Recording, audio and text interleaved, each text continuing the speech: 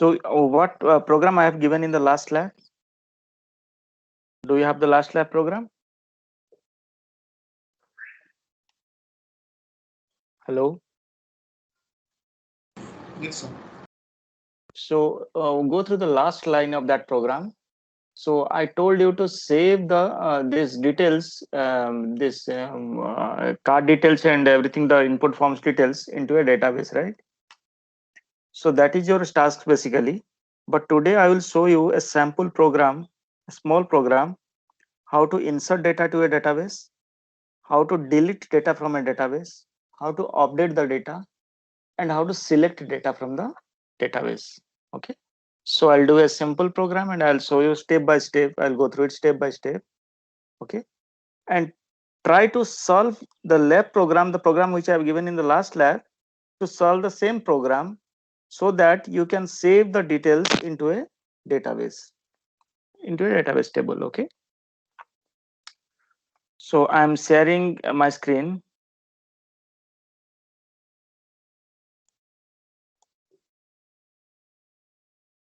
Is my screen visible to all of you?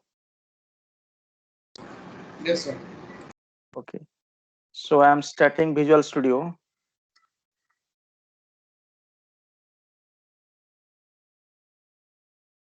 Okay. I will do the program on the ASP.NET ID. Since senior student, batch students are there, I will do it in the ASP.NET ID. The same concept is applicable to the Windows based applications also.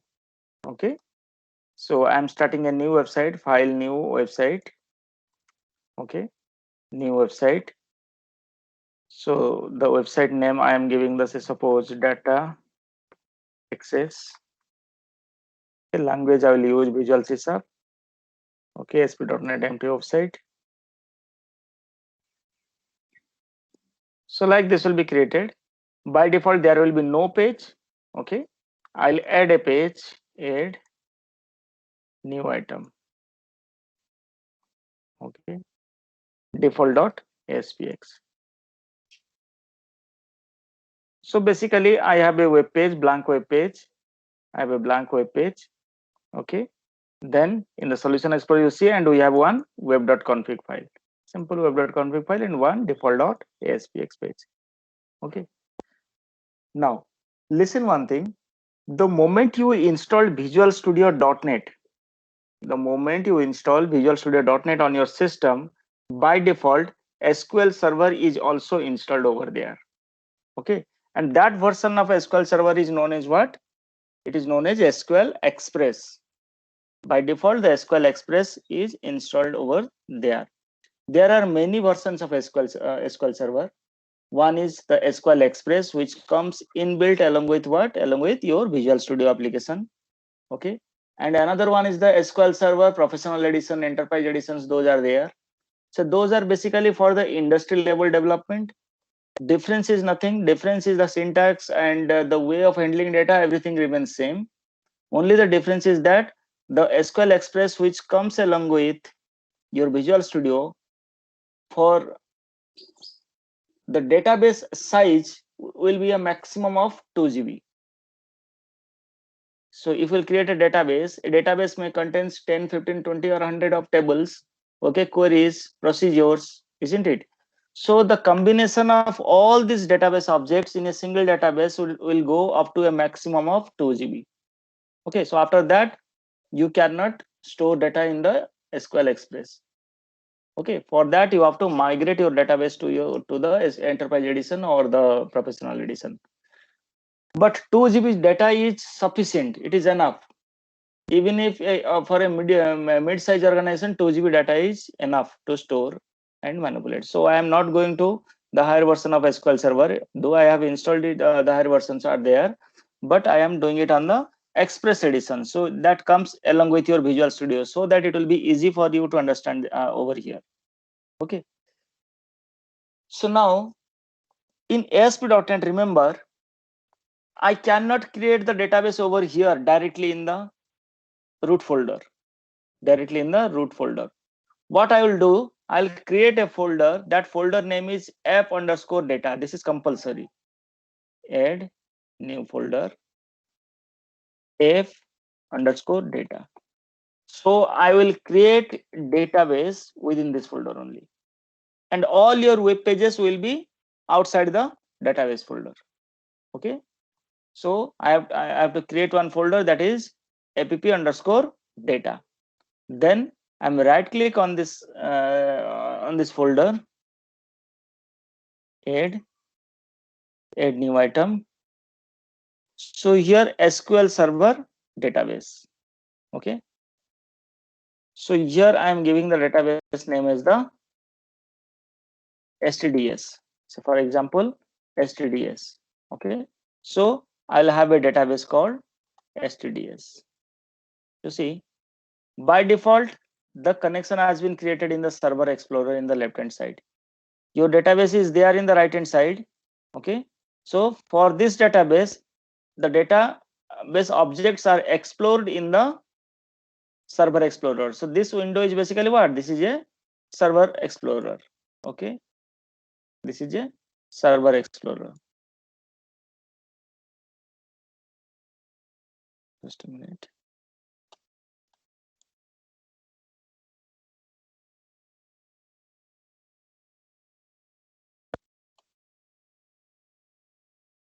So this is a Server Explorer, and your this default data SPX. Here I will do some ways to access the students data. So anyway, so here you are creating the database over here in the Solution Explorer. If you see in the Solution Explorer, okay, and the corresponding database is explored in the Server Explorer. But if you see, this database has two files. One is the MDF, another one is the LDF. Okay, master data file. Okay, another one is the longitudinal informations data file. Okay, so stds underscore log dot ldf, and another one is the stds dot mdf. So what is the difference between these two files? Basically is that the stds.mdf file, the .mdf file, remember this thing, the .mdf file always stores the actual data. Okay, whereas the ldf file stores the metadata. Metadata is basically what? The data about data. So say suppose you are storing information of 10, 20 or 30 students, those student information will be stored in the mdf file, whereas the ldf file will store only the data type of each and every field, what are the constants are used, okay, what are the different field names, okay, what is the field size, all those informations, the informations are the data about data, that is called metadata. Those information will be stored in the ldf file. So our task is basically the mdf file, which is explored over here. Okay, so I can rename the database over here, rename simple stds. Okay. So database name is here stds. Now the database may have one or two tables. I can create a single table over here. I can create hundreds of tables over here. Add new table. Okay. So now look at this. The table designer is created over here, and it is loading. Okay. So the first field is what? Registration number. Okay. Second field is what? STD name. Okay. Now look at the bottom, the script over here. The moment I am creating the table, this thing,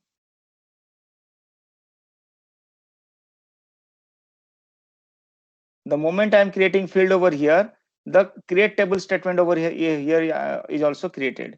Look at this, std name, address. Look at this, over one more field is created, isn't it? Address. Okay, so now let us have the table name is as students.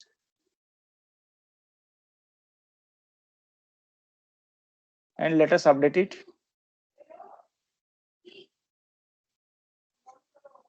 Update database. Toolbox, sorry, here the tables, I'm refreshing it. Right click, refresh. So look at this, one student table has been created. So this dialog box is not required right now. The student table has been created. So now let us add some data manually for the timing.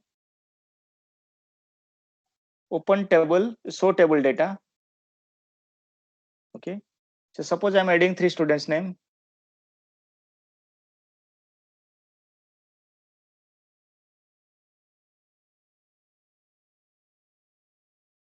I'm adding one more student's name.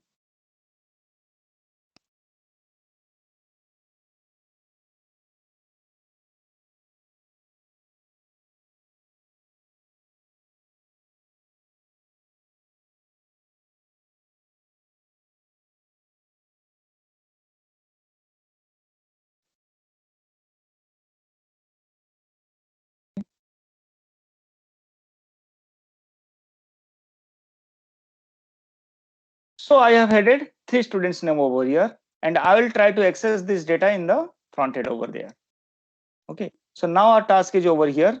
So you have the Server Explorer. So now what I said in the today's class in the morning, in order to access data, first thing what you need? Connection object. Okay. So in the default.spx, I will create a connection object. Since it is the database of type SQL Server, so I will create which kind of connection? SQL connection. SQL connection. See, it is not coming over here because its corresponding namespace has not been imported. So we have to first import the namespace using system dot data dot SQL client. Using system dot data dot SQL client. Then here what I will do, SQL connection. Right now you see SCN. So what I need basically connection, SQL connections. Now I am going to create a connection oriented approach where the connection will be live throughout the program. It will not be closed. So since I'm going to create a connection oriented approach, so what are the objects are required over here? The connection object, the command object, and the data reader object. So I am going to create these 3 objects.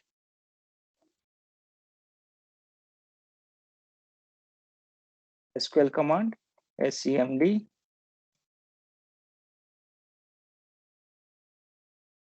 SQL command, SCMD. Then after that,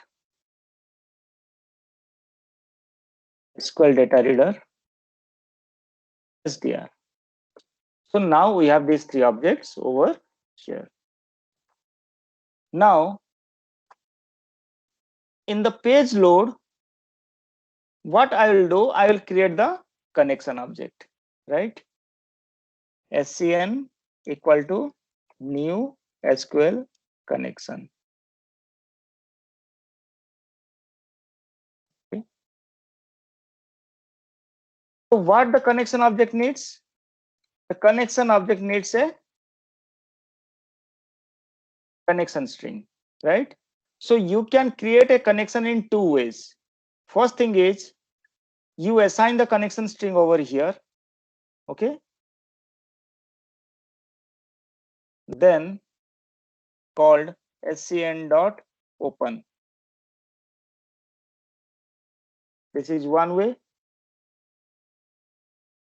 Either you define the connection string over here. Here, the connection string is over here. Then scn.open.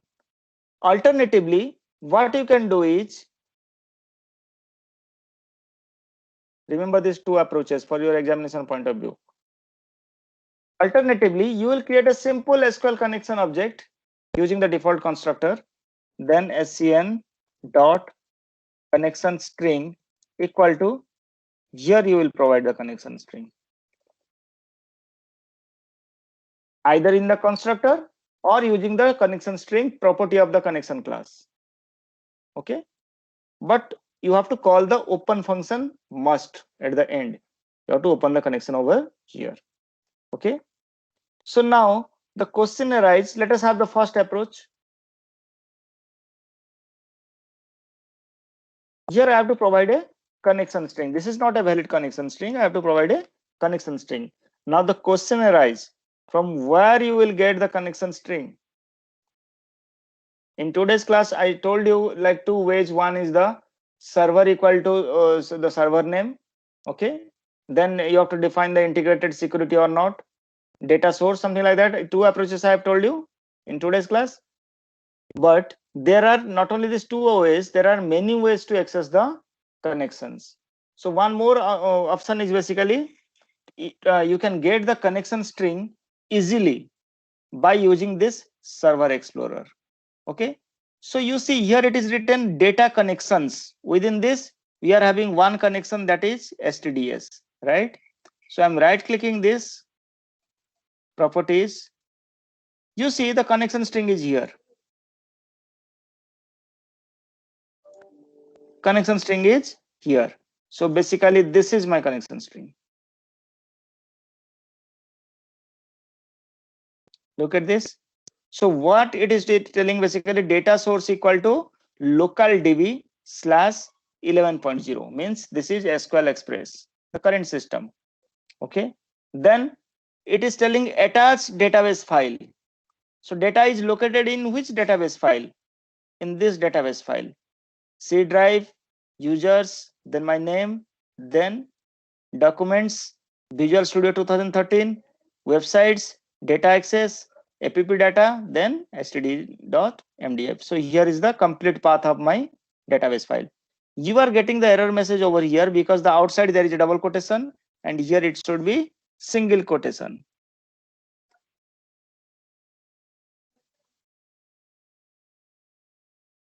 Okay, here it should be single quotation. The next thing is backslash in C# is basically what? The escape sequence. So better to use double quotation. This thing, double backslash.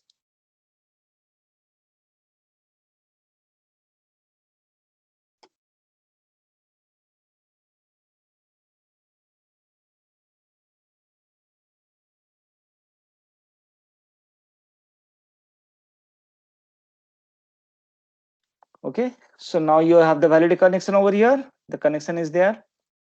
Now the connection is open. But the thing is that you are developing this system for your client, isn't it? So here in my system, the path is like this: C colon users ranges and then the documents, Visual Studio 2013, websites, data access, app data, and std s.mdf. Okay, so now what happens in your client system? Maybe the file is located in some other place. Maybe in your client system, he doesn't have a C drive itself. So what you will do, you should provide a path in such a way that wherever your database is, wherever your database folder is, wherever your application folder is, it should start pointing to the same file wherever it moves. So for that, instead of this fixed path, you have to provide what? A relative path. You have to provide what? A relative path. So what I will do, I will write this syntax. You see, I have just prepared it for you. This one.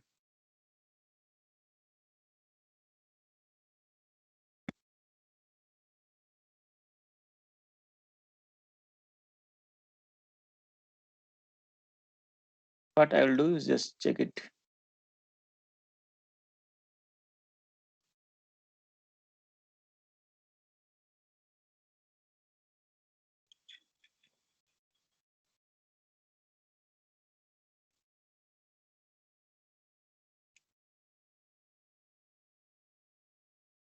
Look at this. So here what I've done is basically I've written data directory.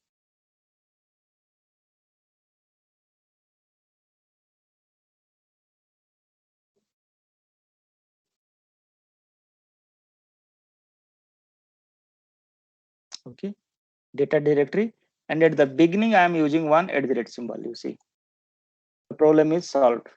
So you need not to worry about your backslash. The moment you put the double @ symbol, so the entire string, in the entire string, the backslash character will be considered as a backslash character only. It will not be considered as a escape character.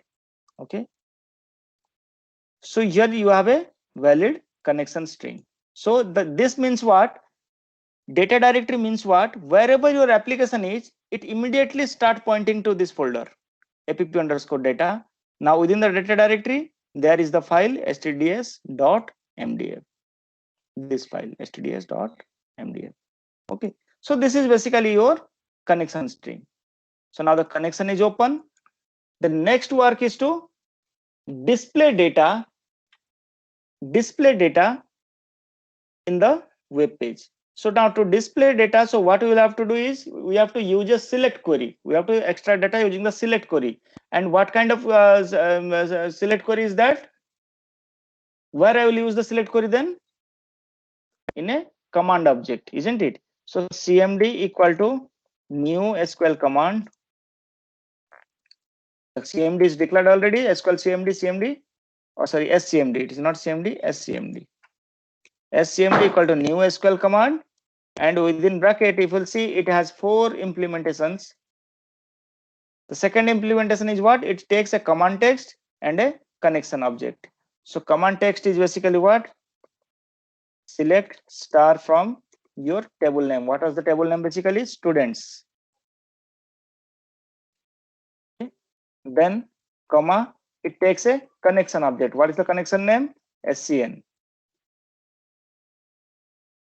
Right? The connection is here. Then after that, what you will do?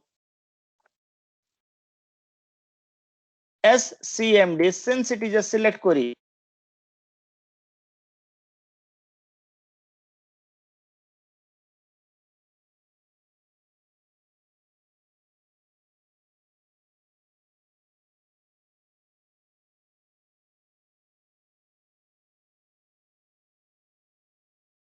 reader. Okay. So one data reader is created over here. Now, since you have created a data reader, that has to be, the data reader contains what? The rows and columns, the values, the rows and columns which are extracted from the student tables. So we have inserted the details of 3 students. Those 3 students details are right now within the data reader. Okay. So this I will display using a grid view. Here in the design view, I am just in the toolbox. I'll go to the grid view. Okay. So I will add a grid view. The detailed students will be displayed over here in the grid view. What is the name of this grid view? Grid view 1.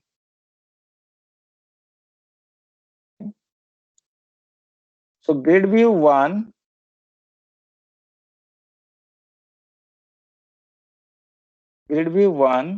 dot data source equal to SDR. Grid view 1 dot data bind. So we are giving one instruction. We have defined the data source, then we are giving one instruction to bind the data to the grid view so that the data will be visible. Let's run it and see the output.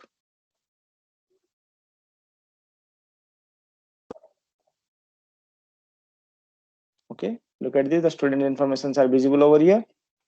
Registration number, student name, and address.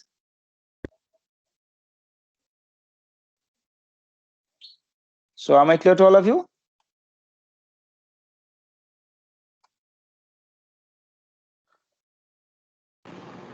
Yes, sir. Now we want to insert the student details. We want to insert the student details. What we'll do? How many columns have values are there in the tables? In this table, if you'll see, we have 3 fields: registration number, student name, and address. So for these 3, we'll have 3 what? Text boxes. Let us have 3 text boxes. First, label control.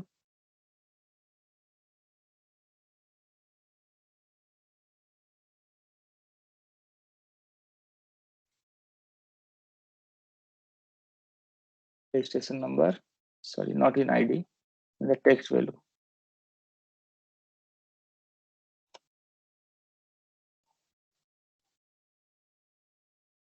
Registration number.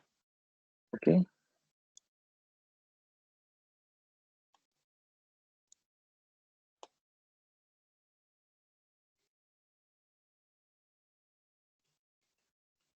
then name of students,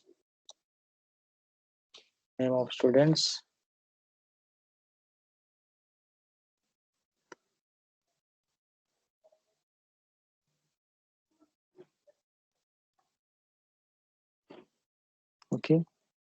And the third one is the address. I'm just taking the same text box and pasting it over here. For address, I'm making it a bit larger. For name, I'm making it a bit larger. And this registration number, student name, and address. Registration number text box is text box 1. Okay, text box 1. Registration number, this name of the student text box is text box 2. And the address text box is text box 3. So these values, whatever values I'll provide over here, that has to be inserted over here. So a button click.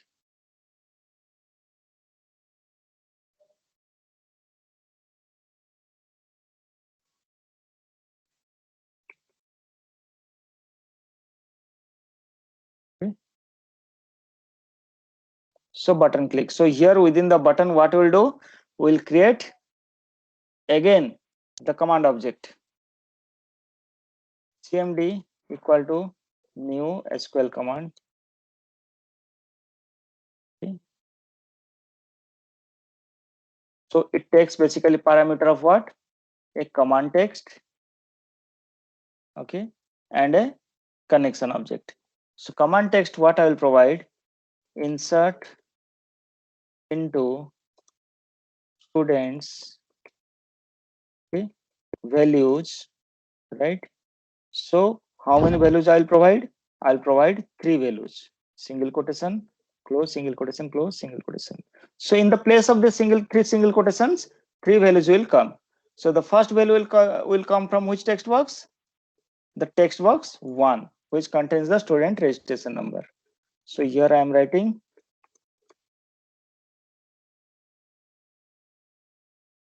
text box 1 dot text.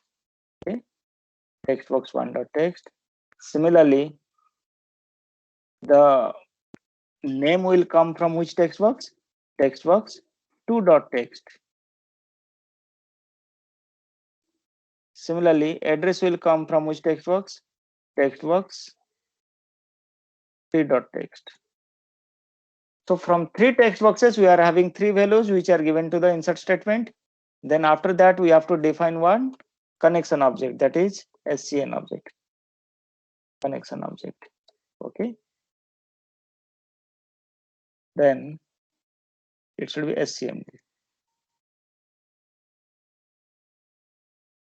Since the command object have a command text, insert query, and as well as a connection, so smoothly I can write down cmd dot execute manual query. Okay. So now this will insert the values into the database. Now let us see.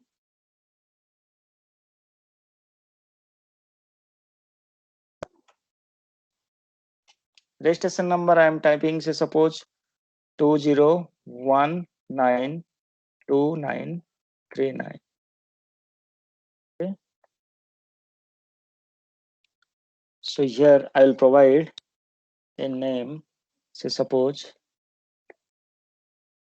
Sudha. Okay, Madhika Kanpo Sikkim.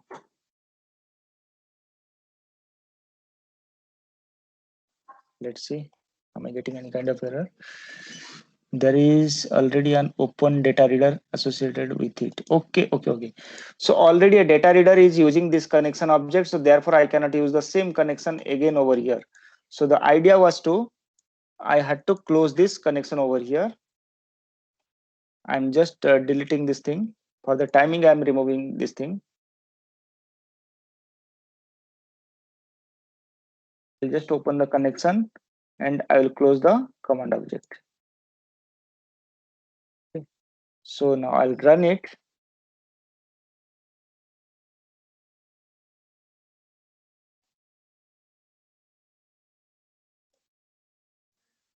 Okay, so these values are there. I will insert it. Let's see. String or binary data would be truncated. So where is the string and binary data is coming?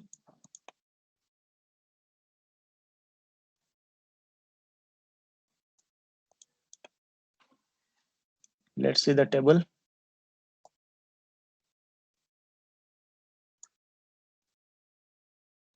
Okay, here it is. The registration number is the just string. Basically, it should be this thing with the varchar. Okay.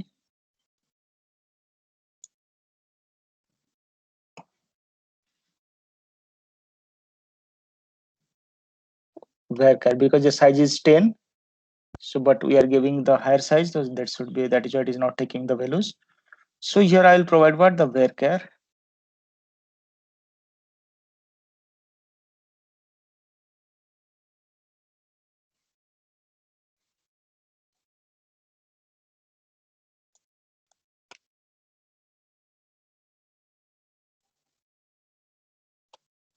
Okay.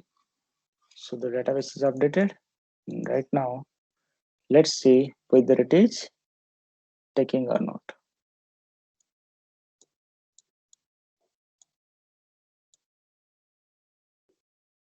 So since I'm not getting an error, that means the data has been saved. Okay, so the data has been saved. Let's see whether the data is saved or not.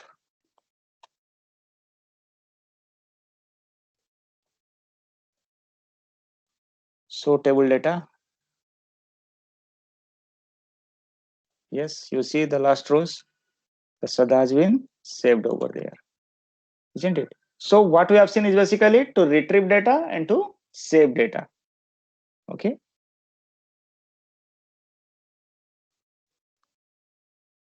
It will be more interactive if I'll create a function to the display data. To display data. So for example, void show data,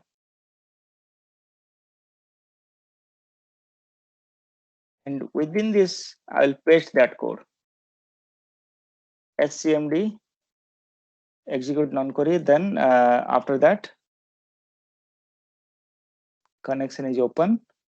Then after that we are using this query command object sdr equal to this and this thing. Okay, let's see. Then I'll call this function just after saving the data. Let's see whether it is working or not. And also we'll call this function in the page load. Okay, so let me check it once whether we are perfectly executed or not. Since it is the primary key, I'll just change some values over here.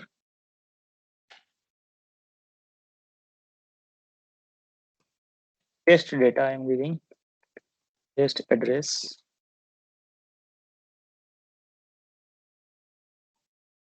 Okay, here I'm getting the error because there is already an open data reader associated with it. The data reader has to be closed.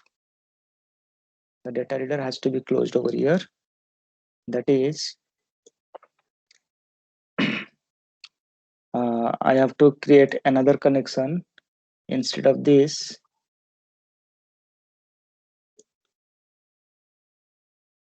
Swell connection. Swell connection. No. So that is the command after executing this query, this command object has to be closed.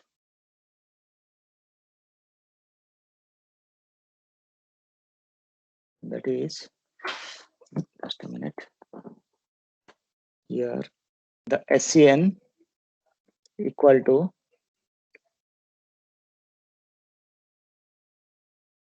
that is there. This thing. We'll call this to line again.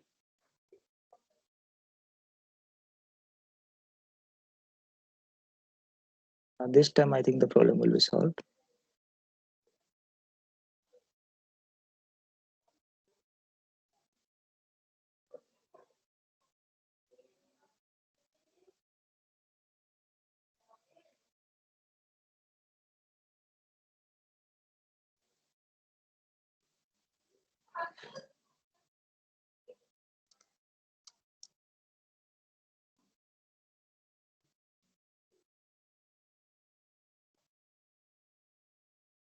No, I think it is some kind of problem. It is happening over there. Let's check it once. Okay.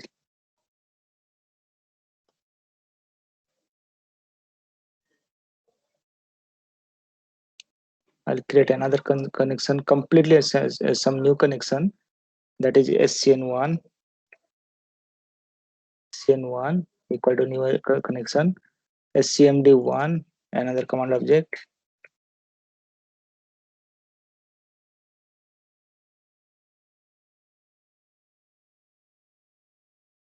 SCMD1.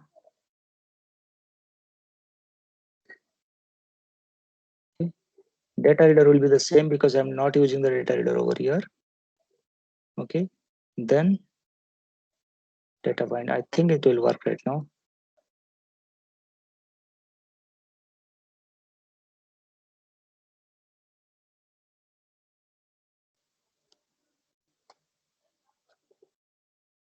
Okay.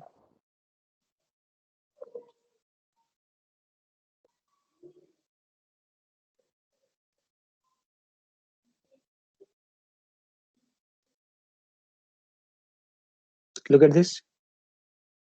It is saved right now. The test data is coming over here. You see. So this becomes your interactive way of entering the data.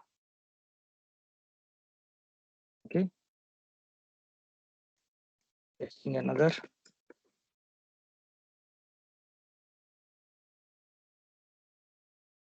Test address another. Look at this. So the data has been saved. So this is the way you can insert data into the database. You can retrieve data from the database. Now your task is, in the last lab I have given the program. That program was you must have executed that program. But this time what you will do is you will save the program's data into the database and you have to retrieve it and display it as and when required. Okay. Am I clear to all of you? Yes, sir. So then do it and show it to me by today evening. And if in case of any doubt, you can make a call to me. Sir. Let me take the attendance. Okay. All of you can exit right now.